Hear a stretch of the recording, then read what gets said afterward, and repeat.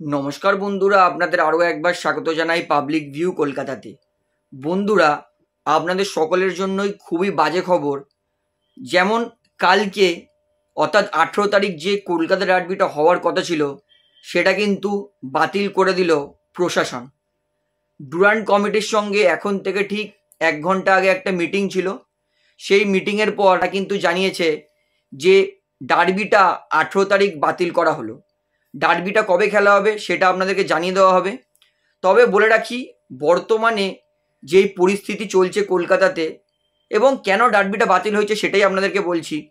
বর্তমানে কলকাতাতে যেরকম পরিস্থিতি, আরজি কর কাণ্ডে সমস্ত জনগণ জেগে উঠেছে এবং যেহেতু সবাই জেনে গেছিল যে সোশ্যাল মিডিয়াতে সবাই বলছিল যে ডার্বির দিন মোহনবাগান ইস্টবেঙ্গল দুই সমর্থকই প্রোটেস্ট করবে মাঠের মধ্যে, উই ওয়ান্ট জাস্টিস, তারপরে আরজি কর কাণ্ডে নিয়ে বড় বড় টিফো নিয়ে যাবে।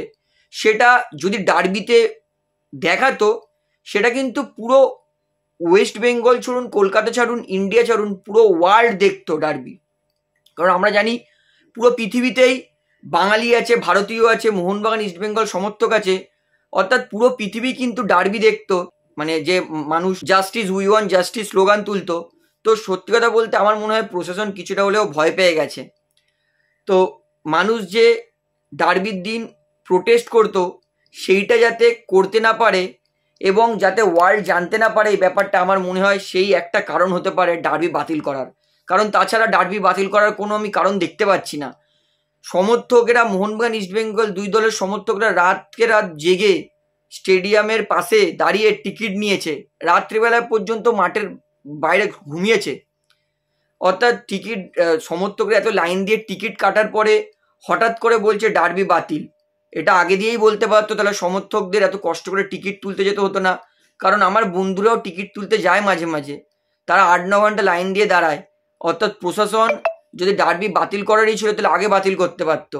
তো যাই হোক, আমার মনে হয় ডার্বি বাতিল করার কারণ এটা একটা হতে পারে যে প্রশাসন হয়তো ভয় পেয়েছে, কারণ মাঠে সবাই স্লোগান তুলতো, এটা কিন্তু সবাই হয়তো জেনে গেছিল। তো এই বিষয়ে আমি তো খুবই হতাশা এবং সত্যি কথা বলতে আমি অবাক হয়ে যাচ্ছি কিভাবে একটা জিনিসকে ডিলে করছে প্রশাসন, নেগলেক্ট করছে। তো এই নিয়ে আপনাদের মতামত কি আমাকে অবশ্যই কমেন্টে জানাবেন। তাহলে ভিডিওটা এখানে শেষ করছি এবং আপনাদের মতামতের জন্য ওয়েট করব। তো ভিডিওটি এখানে ভালো লাগলে অবশ্যই লাইক করুন, কমেন্ট করুন, শেয়ার করুন এবং বন্ধুরা চ্যানেলটি দান উত্তর সবাইকে একটা উত্তর অবশ্যই পাবলিক ভিউ কলকাতা এই চ্যানেলটিকে সাবস্ক্রাইব করে বেল আইকন প্রেস করে অল করে রাখবেন। ধন্যবাদ।